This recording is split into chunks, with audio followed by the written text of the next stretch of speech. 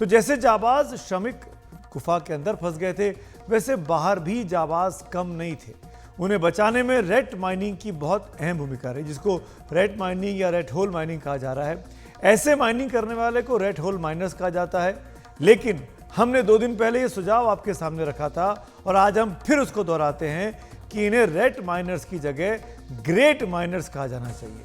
ये रेट, इनको चूहा खुदाई वाला नहीं कहना चाहिए। ये दरअसल बहुत बड़ा काम करके आने वाले लोग हैं, क्योंकि इन्होंने जो काम किया उसकी जितनी सराहना की जाए वो कम है।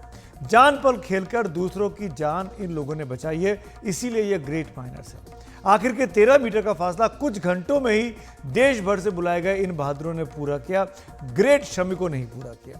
कैमरे की चकाचौंध में आपने इन ग्रेट माइनर्स को तो बहुत देखा, इन सब की वाहवाही, सारी दुनिया इनकी वाहवाही में लगी हुई है। लेकिन ये लोग जो दूसरों को जीवन देने में लगे थे, खुद कितनी कठिन परिस्थिति में अपना जीवन बिताते हैं, ये शायद आप नहीं जानते होंगे।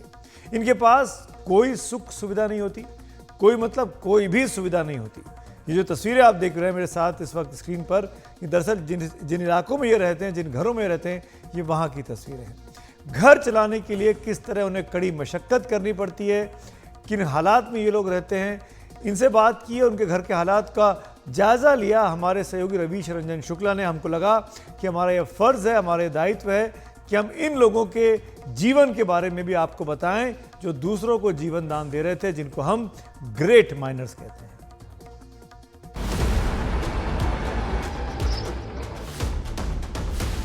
उत्तरकाशी में सिलक्यारा सुरंग में फंसे 41 मजदूरों को बचाने की कोशिश में जब बड़ी बड़ी मशीनें टूट गईं, तब सबको वो मजदूर याद आए जो अपने हाथों से पहाड़ तोड़ते रहे हैं।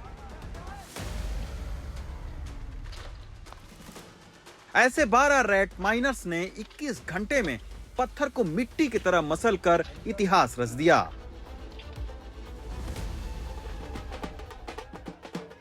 आज दुनिया ने इनको कंधे पर उठा रखा है, लेकिन ये इतना आसान नहीं था।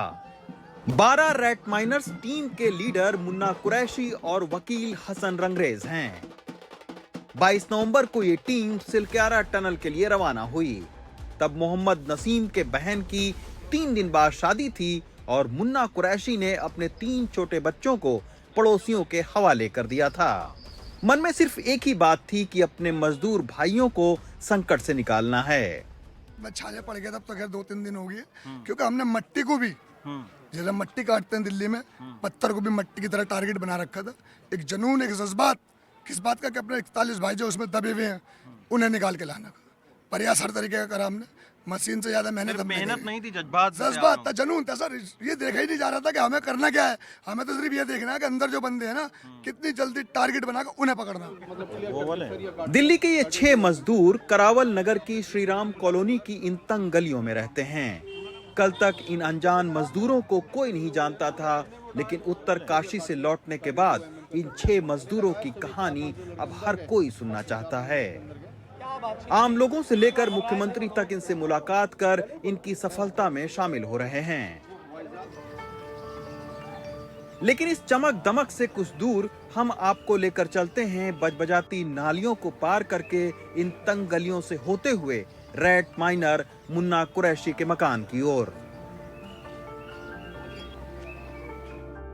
ये वही मुन्ना कुरैशी हैं जिनकी सिलक्यारा सुरंग में फंसे श्रमिकों की गले लगाते हुए फोटो बहुत वायरल हुई थी।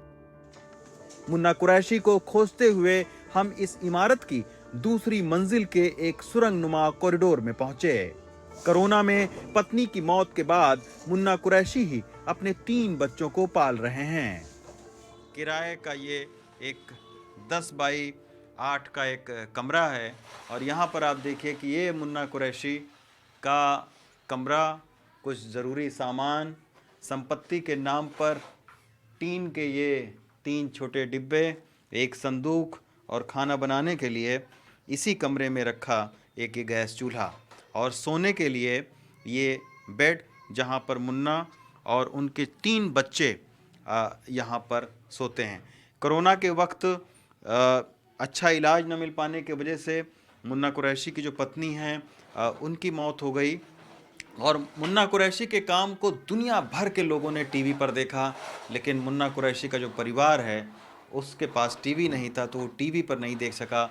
लोगों के मुंह से ज़बानी उन्होंने इनका कारनामा सुना कि किस तरीके का इन्होंने शानदार काम किया है। सोच का आज मुझे इतनी खुशी है, जब मैं उसे भी भूल गया हूँ। मुझे ये खुशी के आंसू है जो मुझे इतना प्यार मिल रहा पूरे भारत से, और हमारे जो 41 मजदूर भाई थे वो बच गए, मुझे उनकी और ज़्यादा खुशी है।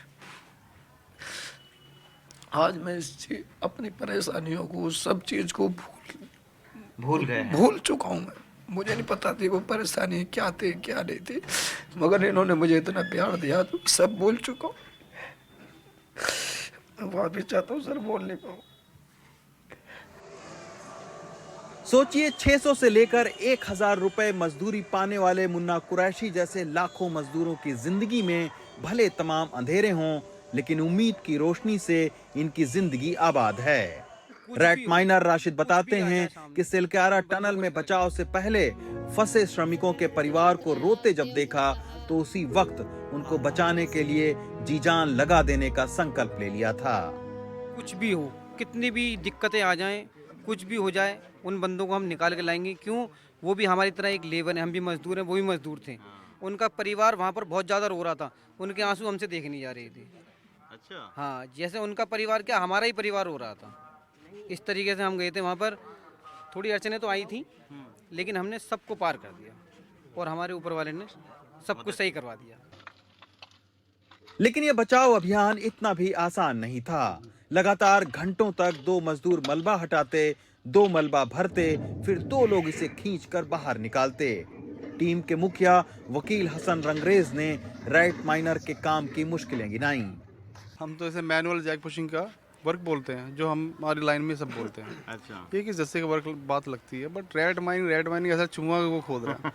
ये जो रेट माइनिंग है ना सर, ये समझिए कि चूहा ही मेथड पे काम होता है। अच्छा, जैसे हाँ, बिल्कुल सर, जैसे चूहा आगे खोदता है, मिट्टी पीछे फेंकता है। हाँ। ऐसे ही हमारे 2 लड़के अंदर होते हैं पाइप के अंदर। हाँ। वो अपने आप को एडजस्ट करते हैं पाइप के हिसाब से, जैसे 800 डाया हो गया, 900 डाया हो गया, तो उसके अंदर खुद को एडजस्ट करते हैं। और एक लड़का मिट्टी तसले में डालता है, उसको एक 4 पहिए सर मैनुअली हम एक ट्रॉली बनाते हैं, उसके ऊपर तसले रखते हैं, वो उसके पाइप के बाहर आ जाता है। अच्छा। उसको फिर वो जो बाहर लड़के खड़े होते हैं जो खींचते हैं रस्सी से, वो उस मिट्टी को फेंक देते हैं। अच्छा। तो इसी तरीके से हम खोदते जाते हैं, फिर आगे बढ़ते जाते हैं, खोदते जाते हैं, फिर आगे बढ़ते जाते हैं। 900 mm के पाइप के सहारे घुसकर लोहे, सीमेंट का मलबा और पत्थर काटकर श्रमिकों को बचाने का ये महाअभियान एक नजीर बना। इस घटना ने याद दिलाया कि जब दुनिया की अत्याधुनिक मशीनें फेल हो जाती हैं, तब मजदूरों के जज्बे और हौसले कैसे जीतते हैं। दिल्ली से कैमरामैन आजम के साथ रवीश रंजन शुक्ला, एनडीटीवी इंडिया।